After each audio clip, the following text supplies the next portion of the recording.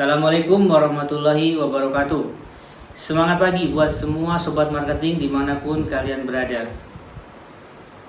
Hari ini saya akan menyampaikan tentang topik yang berkaitan dengan marketing research. Jadi pada video-video saya sebelumnya saya sudah menyampaikan apa sih itu marketing strategi, apa sih itu forecasting dan lain sebagainya. Nah, untuk menentukan marketing strategi, untuk melakukan forecasting dengan baik, kita perlulah yang disebut dengan marketing research. Kita perlu melakukan research. Pada kesempatan kali ini saya akan coba menjelaskan sekali lagi apa sih pentingnya research bagi seorang marketing, atau pentingnya research bagi seorang marketer, pentingnya research bagi seorang sales. Apa yang bisa kita dapatkan dari marketing research itu tadi? Kenapa kita perlu melakukan marketing research? Apa sih marketing research itu sebetulnya? Marketing research itu, kalau kita tahu, ketika kita mau melakukan sesuatu, ketika kita mau melakukan langkah-langkah tertentu, kita pasti melakukan apa yang namanya dilakukan dengan profiling. Kita ingin mengetahui sesuatu, kita ingin mengetahui seseorang, kita akan melakukan profiling. Apa itu profiling? Profiling itu adalah kita mencari data. Kita mencari data, kemudian kita merekam data-data itu, dan kita melakukan analisa data-data itu tadi. Sehingga kita mau memprofile sesuatu barang, misalnya kita mau melakukan profiling suatu barang, kita mau profiling suatu service, kita mau profiling seseorang. Itu kita semua lakukan dengan marketing research. Itulah yang disebut dengan marketing research. Jadi marketing research itu gimana caranya kita mendapatkan data, kita menyimpan data tersebut, dan kita mengolah data tersebut sehingga kita mendapatkan data-data yang diperlukan untuk kepentingan kita. Baik itu ketika kita mau berjualan atau kita mau mempromosikan sesuatu. Marketing research itu mutlak diperlukan. Nah, selanjutnya ketika kita sudah tahu marketing research itu dibutuhkan dengan sangat bagi seluruh media atau seluruh materi untuk melakukan marketing, maka apa sih yang perlu kita lakukan? Kenapa marketing research itu important? Kenapa marketing research itu penting? Dengan marketing research itu tadi, kita akan mengetahui apa sih produk atau service yang kita bisa produksi. Itu satu. Yang kedua, kita juga bisa mengetahui siapa konsumen kita. Jadi setelah kita tahu apa sih barang yang bisa kita produksi, atau apakah service yang bisa kita berikan kepada konsumen kita.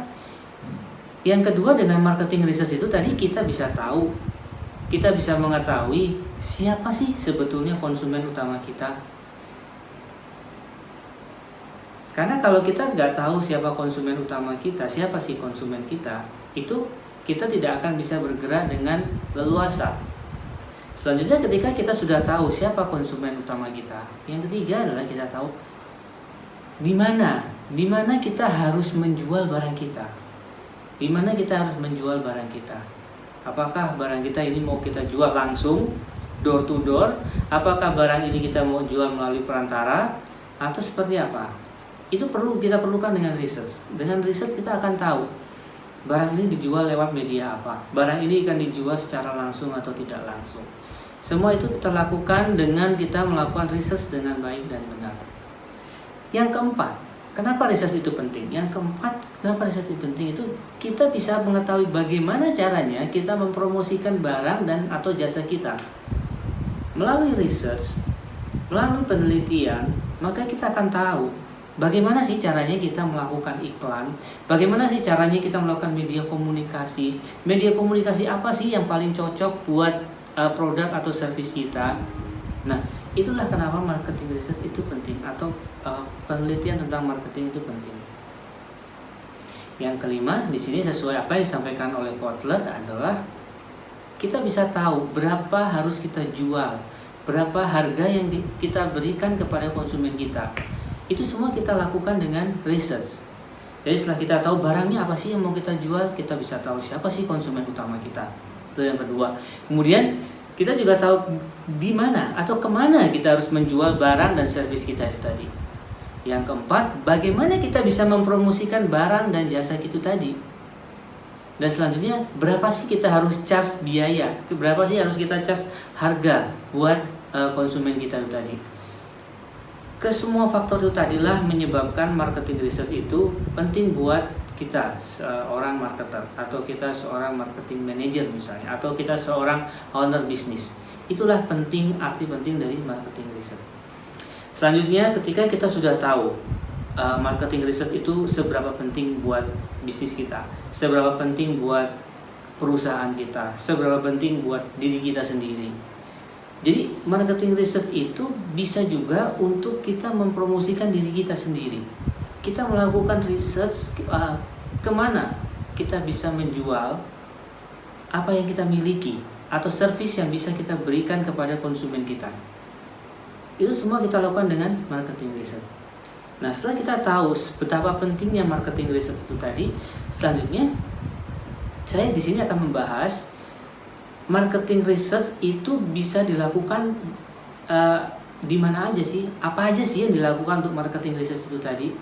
Jadi area apa yang dilakukan untuk marketing research itu tadi? Menurut Kotler di sini disampaikan bahwa ada 4 area yang bisa dilakukan untuk marketing research itu tadi. Yang pertama, research yang terkait dengan market itu sendiri. Market secara keseluruhan. Itu kita bisa lakukan research untuk endingnya itu adalah untuk kepentingan program atau marketing kita. Program atau perusahaan yang akan kita lakukan itu apa? Buat perusahaan, buat usaha kita seperti apa? Itu market research. Yang kedua, itu tentang product research. Atau produksinya kita sendiri. Produk yang mau kita jual, produk yang mau kita produksi. Sebelum kita memproduksi produk itu, kita lakukan riset pasar dulu. Apakah pasar itu menerima? Apa sih yang dibutuhkan sama konsumen kita? Ketika pasar nggak menerima barang yang kita produksi, maka itu akan sia-sia kita lakukan produksi barang kita. Makanya kita perlu lakukan yang disebut, yang kedua itu namanya product research. Yang ketiga, kita disebut dengan advertising research. Apa sih advertising research? Advertising research itu secara umum bisa disebutkan bagaimana caranya kita mengkomunikasikan produk-produk kita kepada konsumen kita atau kepada stakeholder kita, kepada khalayak umum. Tanpa kita melakukan research, maka kita tidak bisa memilih media yang tepat. Dan yang keempat di sini adalah sales research itu sendiri. Apa sih sales research itu sendiri? Sales research bagaimana caranya kita melakukan research, kita melakukan penelitian tentang penjualan kita. Apakah penjualan kita tahun ini lebih baik pada tahun kemarin? Apakah penjualan kita bulan ini lebih baik daripada bulan kemarin? Dan seterusnya dan seterusnya. Itu kita lakukan research secara berkesinambungan.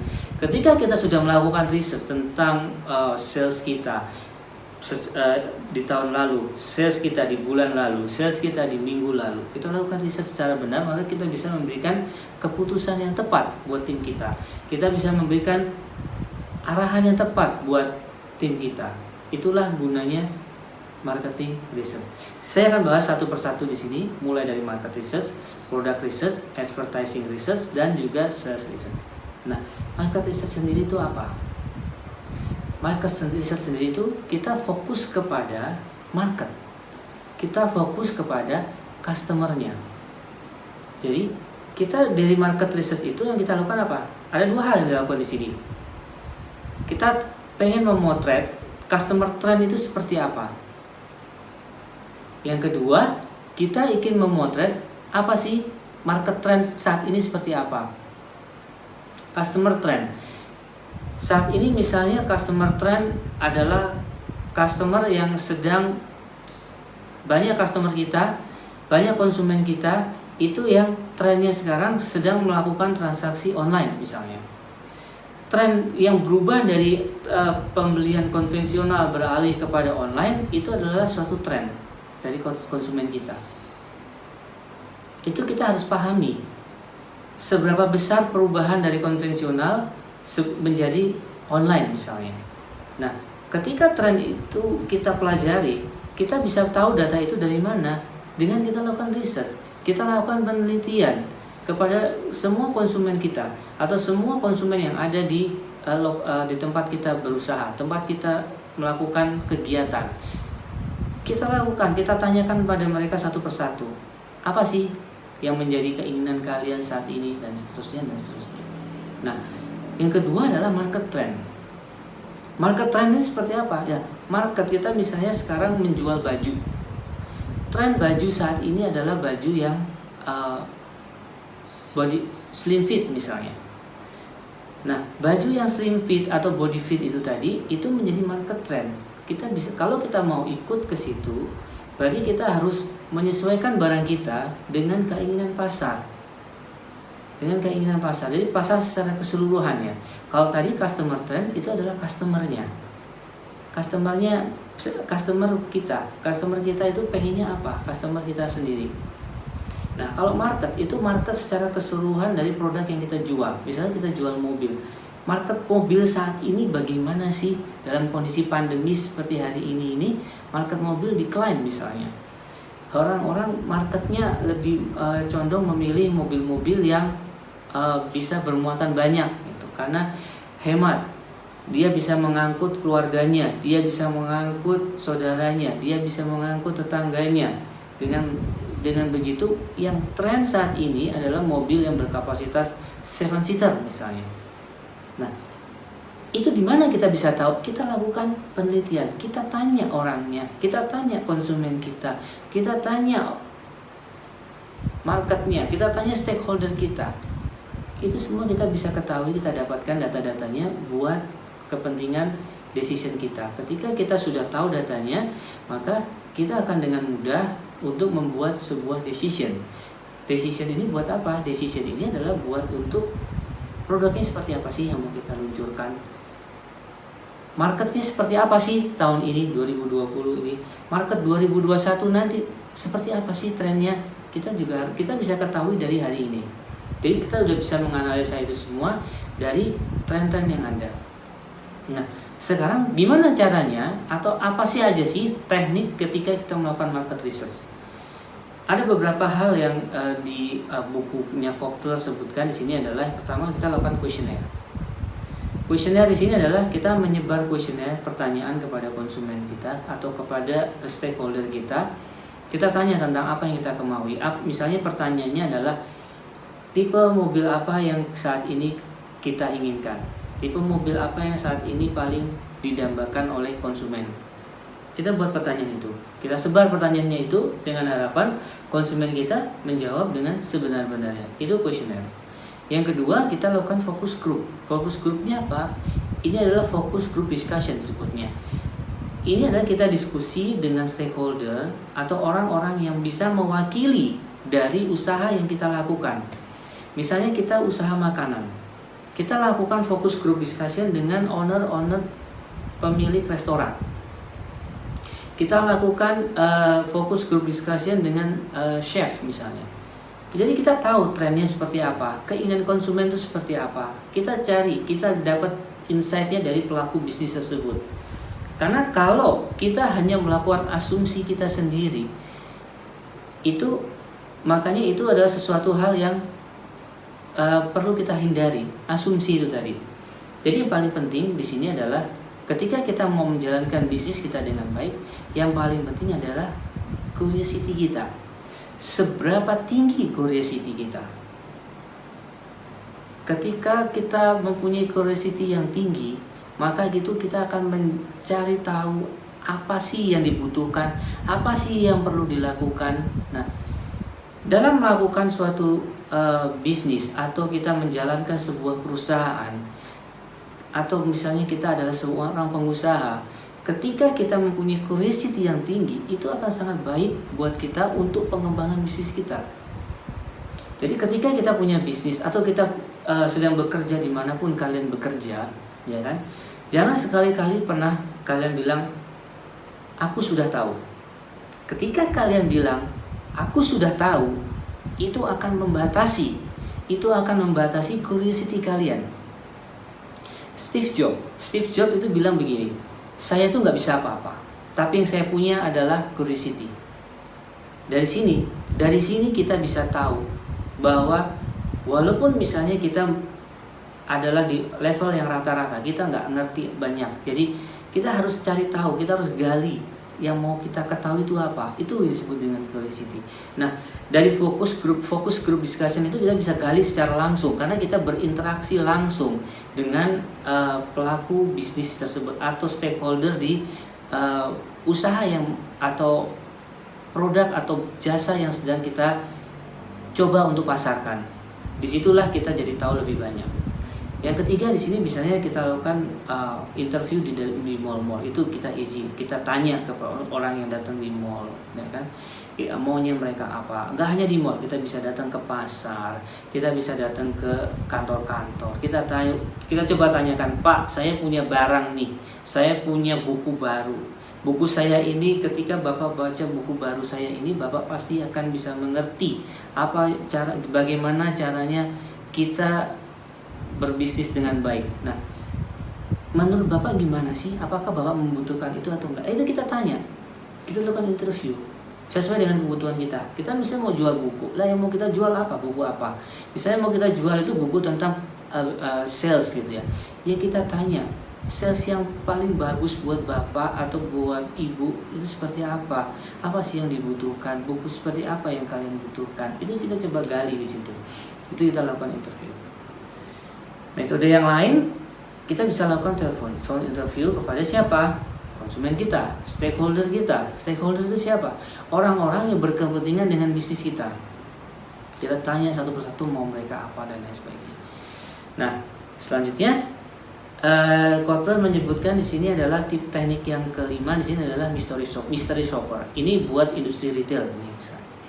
Apa sih mystery shopper itu tadi? Mystery shopper itu begini. Jadi saya misalnya punya sebuah perusahaan. Taruhlah perusahaan saya adalah perusahaan yang bergerak di bidang industri konstruksi misalnya. Ketika saya punya perusahaan yang bergerak di bidang industri konstruksi ini tadi, kita pengen tahu keinginan masyarakat itu seperti apa. Nah, ketika kita pengen tahu keinginan masyarakat seperti apa, kita punya stakeholder kan. Stakeholder kita misalnya siapa? Toko bangunan itu tadi kan. Nah, si toko bangunan itu tadi dia yang berinteraksi langsung dengan konsumen. Oke. Nah, ketika fungsi dari mystery shopper ini adalah kita rekrut seseorang atau beberapa orang, kemudian kita minta mereka untuk datang ke toko-toko yang menjual bahan bangunan tersebut untuk menanyakan tentang barang kita atau barang-barang yang satu industri dengan barang kita. Misalnya dia mau nanya tentang besi, dia mau nanya tentang paku, dia mau tanya tentang semen dan lain sebagainya. Apa? Tergantung produknya kita apa. Kita tanya ke sana, kita coba rekrut orang-orang itu tadi, kita kasih edukasi ke mereka, kita kasih produk knowledge tentang produk kita ke mereka, kemudian kita minta mereka untuk bertanya. Pura-puranya mereka datang ke toko, mereka mau beli sesuatu, mau beli barang dari toko tersebut. Mereka tanya. Nah, di situ pertanyaan itu sudah kita setting. Pertanyaan itu adalah untuk tes atau untuk melakukan evaluasi dari si toko itu udah seberapa tahu sih tentang barang kita. Nah, kalau barang kita itu belum dikenal sama si masyarakat, maka orang toko itu tadi mereka tidak bisa menjelaskan secara baik. Nah, ketika itu tidak bisa dijelaskan dengan baik, maka itu jadi PR buat kita. Oh, hasilnya dari mystery shopper itu tadi berarti kita ada kekurangan di sini nih. Kita ada kelebihan di tempat lain, misalnya di tempat X gitu. Sedangkan di tempat Y kita kurang sekali. Orang itu awareness tentang produk kita itu sangat minim gitu. Nah, di situ kita tahu. Itulah fungsi dari mystery shopper.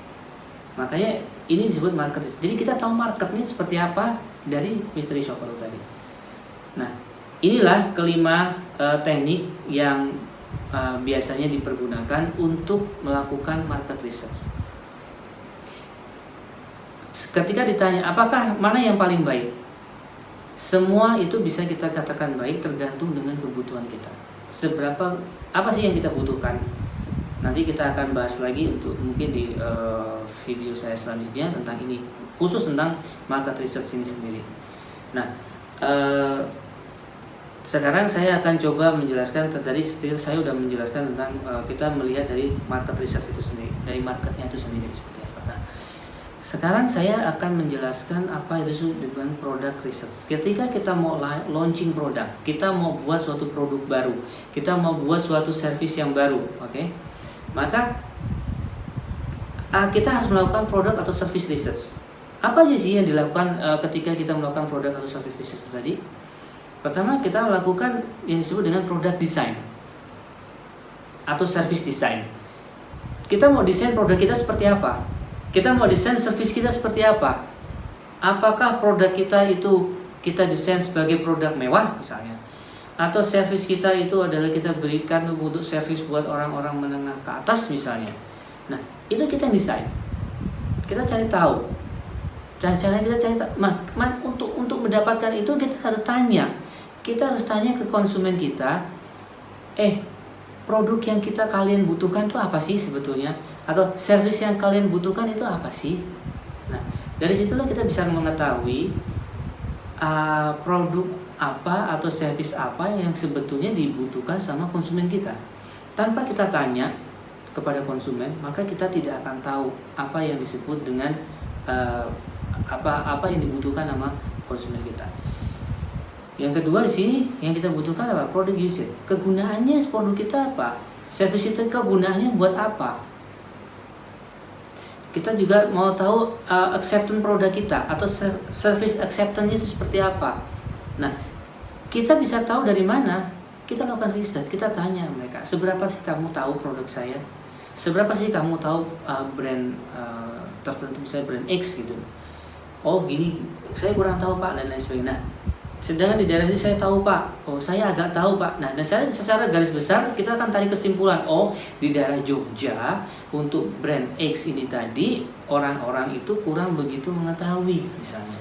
Sedangkan di daerah Solo untuk brand X ini orang sudah sangat familiar. Nah, itu semua kita bisa tahu dengan cara kita bertanya kepada konsumen kita. Kemudian product research tadi ini juga yang kita lakukan apa? Kita juga pengen tahu packaging kita seperti apa buat produk, ya kan? Kalau buat service itu bentuk service yang mau kita berikan atau packaging service yang mau kita sampaikan ke konsumen kita itu seperti apa? Itu kita semua bisa gali dengan melakukan riset, melakukan penelitian kepada konsumen kita, penelitian kepada stakeholder kita itu. Dan yang terakhir adalah competitive product. Kita mau tahu produk pesaing kita seperti apa, ya kan? Kita mau tahu kompetitor kita melakukan apa. Nah, yang kita lakukan di sini adalah kita melakukan competitive product. Seberapa kompetitifkah barang kita? Apakah barang kita cukup kompetitif dibandingkan kompetitor kita? Nah, itu semua kita lakukan dengan marketing research tadi. Nah, itu area kedua dari marketing research. Yang selanjutnya kita lakukan di sini adalah apa yang disebut dengan advertising research. Apa sih advertising research itu tadi? Advertising research itu kita ingin mengetahui, kita mau tahu apakah message atau pesan yang kita coba komunikasikan ke konsumen itu sudah sampai atau belum? Seberapa jauh konsumen itu tahu tentang produk kita? Seberapa banyak orang itu mengerti barang-barang kita? Seberapa ingat konsumen itu tentang barang-barang kita? Tentang message yang kita sampaikan. Kemudian kita juga pengen tahu seberapa seringkah orang-orang itu melihat pesan kita atau melihat iklan kita, melihat komunikasi kita. Itu yang namanya dengan advertising research. Kita mau tahu itu semua. Yang kita analisis siapa? Lagi-lagi kita analisis stakeholder kita. Kita cari data di sana satu persatu, kita tanyakan mereka satu persatu, apakah mereka sudah pernah dengar dengan barang-barang kita, ataukah mereka hanya pernah mendengar tapi mereka tidak mendengar dengan jelas apa sih produk yang kita jual misalnya. Nah, selanjutnya marketing research area selanjutnya yang dilakukan ketika kita melakukan marketing research adalah yang terakhir adalah sales research. Sales research ini apa? Sales research ini adalah kita mau mengetahui atau kita mau melakukan penelitian tentang penjualan kita. Kita bagi dua hal di sini, yaitu adalah sales forecasting dan economic forecasting. Sales forecasting adalah bagaimana kita melakukan prediksi. Kita melakukan estimasi penjualan kita tahun depan seperti apa, penjualan kita bulan depan seperti apa, itu namanya sales forecasting. Datanya dari mana? Kita lagi cari tahu data-data dari data historis yang sudah berlalu, data tahun lalu kah, data bulan lalu kah, data minggu lalu dan lain sebagainya. Itu semua kita cari tahu. Itu data yang kita perlukan buat kita melakukan forecasting buat tahun 2021 misalnya. Kita mau melakukan forecasting dalam jangka waktu setahun. Kita melakukan forecasting dalam jangka 2 tahun sampai misalnya 5 tahun. Nah, itu semua data kita tarik dari data belakang. Kemudian kita melakukan forecasting. Kita melakukan prediksi. Yang kedua, untuk melakukan sales research itu diperlukan buat apa? Kita melakukan yang disebut dengan economic forecasting. Kita bisa menentukan sales kita akan naik berapa itu ketika kita mempunyai economic forecasting yang tepat. Gimana caranya kita mendapatkan economic forecasting yang tepat? Kita bisa mencari tahu pertumbuhan ekonomi di daerah tersebut seperti apa misalnya. Kita bandingkan dengan pertumbuhan ekonomi di daerah secara nasional misalnya. Kalau kita mau lebih advance lagi, kita akan meneliti bagaimana pertumbuhan ekonomi secara global atau misalnya secara regional. Seberapa tinggi pertumbuhan itu dan seberapa tinggi kemampuan kita untuk mencapai pertumbuhan ekonomi itu tadi. Kalau kita bisa mencapai itu semua, maka kita bisa memberikan atau kita bisa melakukan estimasi dengan baik dan benar. Nah, kalau kita sudah melakukan apa yang tadi disebut dengan sales research, maka kita jadi tahu nih, bulan depan kita mau jualan berapa, tahun depan kita mau jualan apa. Dan kita juga tahu barang-barangnya apa aja yang bisa kita jual. Barang-barangnya yang kira-kira laku di daerah Jogja itu apa aja. Barang-barang yang laku di daerah Jakarta itu apa saja misalnya. Nah, itu semua kita harus pahami. Itu data semua itu kita tahu dan itulah pentingnya dengan marketing research. Nah, yang krusial di sini ketika kita, kalau kalian tanya Pak, terus gimana caranya kita melakukan marketing research yang baik dan benar. Nah, pada prinsipnya ketika kita mau melakukan marketing research itu ada beberapa langkah yang harus kita lakukan. Ada 6 langkah yang harus kita lakukan di sini. Pertama, kita define the problem dulu. Problemnya apa sih? Masalahnya apa sih mau kita gali, ya kan? Kemudian setelah kita udah tahu masalahnya, dari masalah yang mau kita cari tahu itu tadi, misalnya masalah yang kita cari tahu adalah tren tentang penggunaan sosial media buat penjualan. Nah, apakah sosial media ini sudah menyentuh semua lapisan masyarakat atau belum? Nah, itu kita harus cari tahu. Kita lakukan yang langkah kedua, kita harus melakukan develop research plan itu tadi. Setelah kita melakukan develop research plan, ya kan, kita buat planningnya dulu. Planningnya untuk mengetahui seberapa tinggi atau seberapa intensitas dari masyarakat kita itu menggunakan sosial media untuk berjualan misalnya. Itu kita develop planning kita mau apa, ya kan? Kemudian yang ketiga adalah kita cari informasi. Informasinya seperti apa yang kira-kira bisa kita dapatkan. Setelah kita mendapatkan informasi tadi, kita coba analisa dari informasi tadi. Informasinya kita udah dapat nih informasi untuk nasional, kita udah dapat nih informasi per provinsi misalnya. Nah, dari informasi itu kemudian kita analisanya buat apa? Analisanya sesuai dengan kebutuhan kita. Kalian butuhnya apa? Kalian butuhnya adalah untuk mengetahui posisi market share kita misalnya, ya kan? Kita akan analisa untuk positioning kita ada di mana gitu misalnya. Kita melakukan analisa positioning kita udah benar belum, apakah kita berada di positioning yang salah atau kita ada di positioning yang sudah tepat. Kita sudah mentargetkan pasar kita sudah yang target yang pas atau belum, dan itu yang disebut dengan kita menganalisa informasi. Setelah kita menganalisa informasi, kita dapat finding, kita punya ketemuan. Temuannya apa? Temuannya adalah misalnya, barang ini, mobil ini bisa laku dengan mudah dijual misalnya di daerah metropolitan, dalam hal ini di daerah kota besar, Jakarta, Surabaya, Bandung, dan lain sebagainya. Tapi mobil ini kurang cocok ketika kita jual di daerah-daerah pedalaman. Misalnya kita jual daerah ini di daerah Kalimantan misalnya, atau Sulawesi gitu misalnya. Barang ini mungkin belum cocok untuk di sana. Kenapa nggak cocok? Karena emang kebutuhan di sana bukan buat barang ini tadi, ya kan? Misalnya kita mau jual, kita jualannya yang kita jual apa nih? Kita bisa jual mobil apa? Yang dalam hal ini Ferrari misalnya. Nah, bukan berarti orang-orang di daerah Kalimantan atau Sulawesi tadi mereka nggak punya duit buat beli, enggak.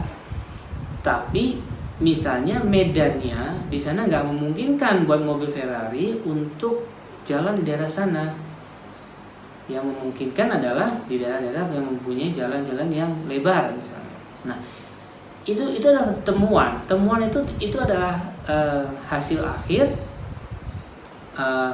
dari serentetan agenda yang kita lakukan dalam melakukan research itu tadi. Nah, setelah kita dapat temuan, kita buat decision. Decisionnya apa? Decisionnya ya kita mau jual barang kita di daerah metropolitan. Itu decision kita. Berapa banyak kita mau jual? Itu decision kita. Siapa yang mau kita jadikan target market? Itu decision kita. Kemudian dari situlah kita membuat langkah-langkah atau kita membuat melakukan strategi yang cocok untuk decision kita tadi. Nah, di sini saya akan coba bahas satu hal aja tentang bagaimana caranya kita develop research plan itu tadi. Yang lainnya mungkin nanti akan saya bahas di video saya selanjutnya. Tapi di sini akan kita bahas adalah bagaimana caranya kita develop research plan. Develop research plan. Di sini adalah kenapa saya pilih ini, karena develop research plan itu adalah salah satu hal yang krusial. Ketika kita sudah punya plan yang benar, maka kita akan menghasilkan research yang baik. Nah, develop research plan ini ada beberapa hal yang harus kita perhatikan. Menurut Kotler di sini disampaikan bahwa bagaimana caranya kita membangun research plan yang bagus. Satu adalah kita punya sources datanya. Kita harus sumber datanya itu siapa. Kemudian bagaimana caranya kita bisa mendapatkan data-data itu tadi, ya kan? Yang kedua, kita harus tahu apa yang namanya research approach-nya seperti apa. Pendekatan penelitian itu seperti apa. Apakah kita mau melakukan research approach-nya secara simultan, ataukah kita misalnya melakukan dengan memberikan pertanyaan, ataukah kita bisa langsung bertanya kepada konsumen kita. Itu approach-nya yang harus dilakukan. Nah, yang ketiga, kemudian kita mau cari tahu nih instrumennya apa aja. Instrumen dari penelitian yang kita lakukan itu apa aja. Setelah kita tahu sumber datanya, kita tahu pendekatannya seperti apa, kita tahu instrumennya seperti apa, kita mau tahu lagi sekarang sampling kita siapa. Sebelum kita melakukan research, kita harus punya sampling. Nah, samplingnya itu seperti apa? Nah, setelah kita udah tahu samplingnya, ya kan? Kemudian kita gimana caranya dapatin sampling itu tadi? Itu disebut dengan contact method. Jadi 5 hal ini tadi, itu hal yang harus kita ketahui ketika kita mau melakukan research plan atau kita mau melakukan rencana penelitian. Sumber datanya, pendekatan penelitiannya seperti apa, instrumen penelitiannya seperti apa, samplingnya siapa, berapa banyak samplingnya, kemudian bagaimana kita untuk mendapatkan sampling itu tadi. Nah, itu yang akan kita lakukan secara komprehensif. Saya akan coba satu persatu bahas yang dari 5 hal tadi. Nah, sumber datanya, asumsi kita dapat data sekunder atau data primer misalnya. Kita cari tahu langsung ke konsumennya, kita cari tahu ke stakeholder kita. Itu mereka sumber data kita. Atau kita ambil data dari BPS misalnya, atau kita ambil data dari departemen tertentu, tergantung kebutuhan kita apa. Nah, sekarang yang mau saya coba jelaskan di sini adalah pendekatan penelitian kita seperti apa. Di sini sebutkan ada 5 hal pendekatan yang perlu kita lakukan, yang bisa kita lakukan. Satu adalah observation di sini. Kita melakukan observasi tentang perilaku konsumen misalnya di daerah Surabaya dibandingkan dengan perilaku konsumen di daerah Papua. Kita lakukan observasi langsung ke konsumennya.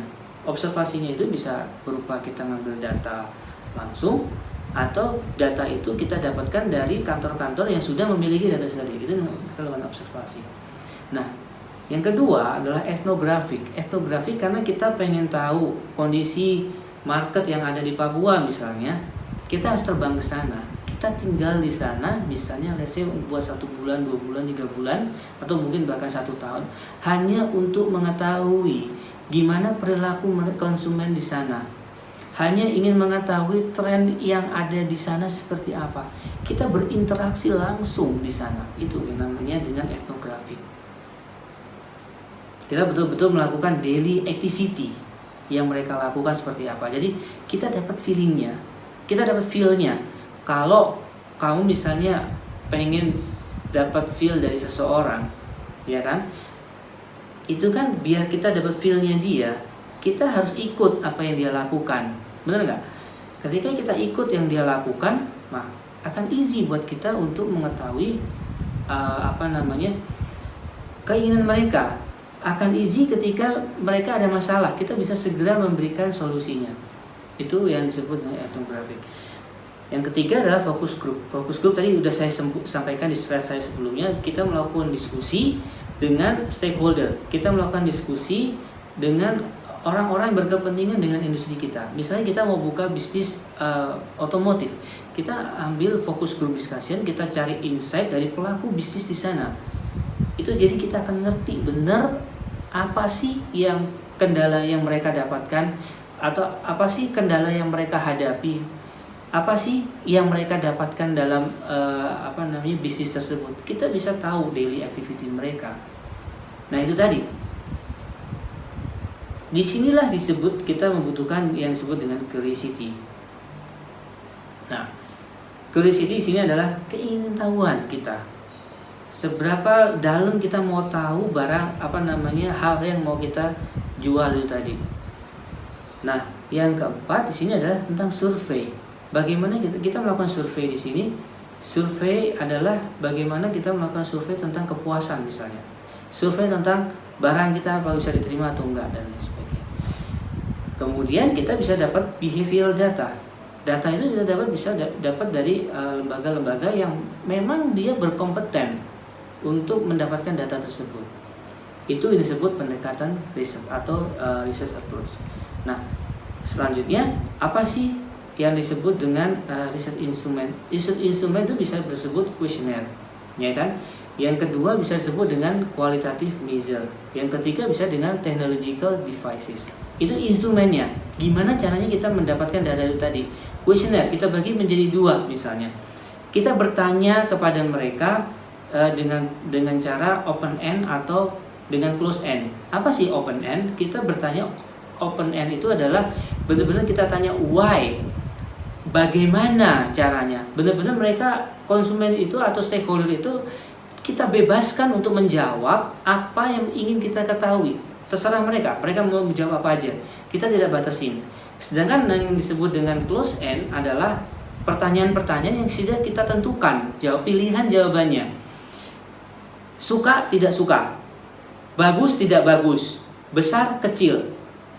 Dan kita melakukan skala 1, 2, 3, 4, 5. Itu disebut dengan close end. Orang sudah tidak bisa menjawab dengan sesuai kemauan mereka. Kita sudah siapkan jawabannya. Yang kedua sini adalah instrumennya adalah qualitative measure. Qualitative measure itu apa?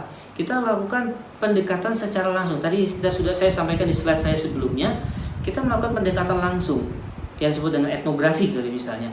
Etnografi itu betul-betul kita melakukan daily activity yang kita benar-benar bisa dapat feel-nya mereka. Kalau aku udah dapat feel kalian, maka aku bisa memberikan apa yang kalian mau. Tapi kalau aku nggak bisa dapat feel-nya, maka saya tidak akan bisa memberikan yang kalian inginkan. Itu gampangannya untuk qualitative measure. Jadi kita benar-benar melakukan komunikasi langsung dengan calon konsumen kita, dengan pelanggan kita.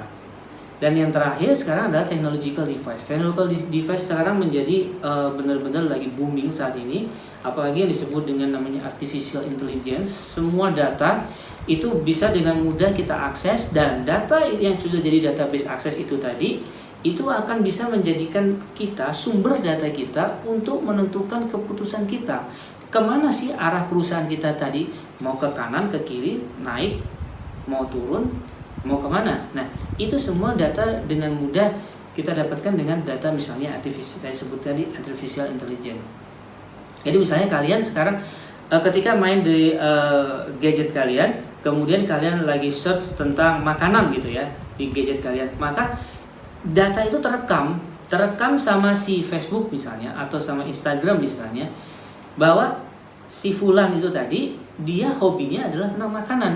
Maka informasi tentang makanan tadi akan muncul secara kontinu di sosial media mereka, di sosial media saya misalnya. Atau misalnya hobi saya adalah tentang otomotif gitu.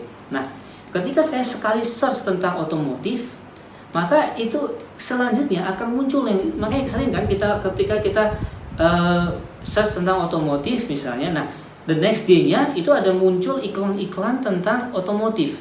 Nah, itu disebut dengan artificial intelligence. Nah, sosial media, kemudian ada lagi misalnya, itulah yang saat ini sedang menjadi eranya industri sudah beralih menjadi era digital. Nah, itu instrumen risetnya. Jadi artificial intelligence, kemudian sosial media itu adalah instrumennya yang bisa kita untuk gimana caranya kita mendapatkan data-data buat riset kita. Nah, selanjutnya setelah kita tahu instrumen kita, kemudian planning kita. Kita udah tahu semuanya kan tadi. Kita udah tahu instrumennya, kemudian approach-nya seperti apa.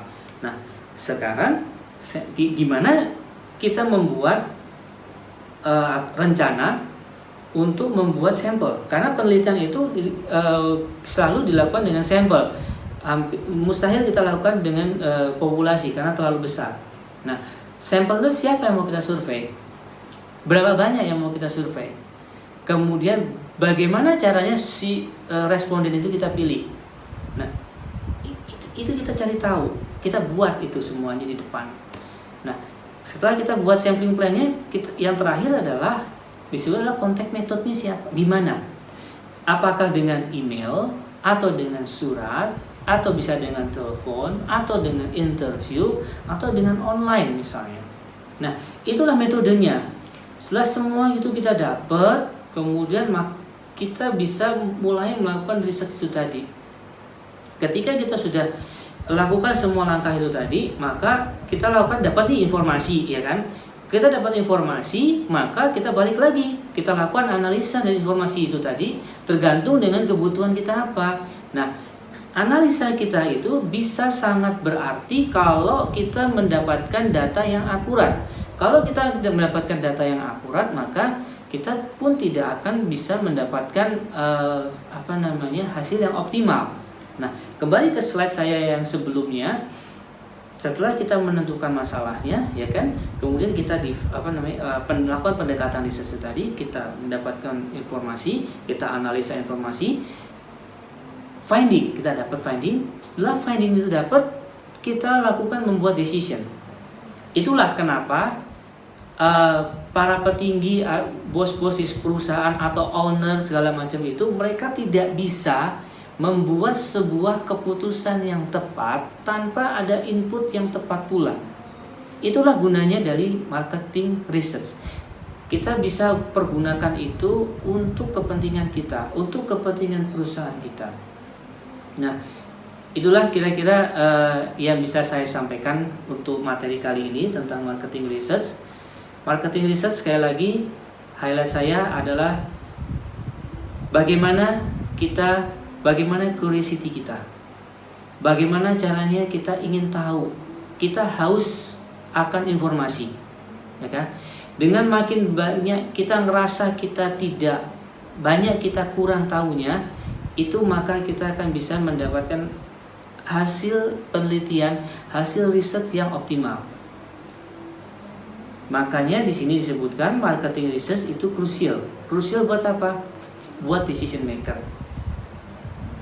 Hasil dari marketing research yang baik, maka decision makingnya pun akan mendapatkan hasil yang baik pula. Ya, itulah kira-kira untuk materi marketing research yang bisa saya sampaikan kali ini.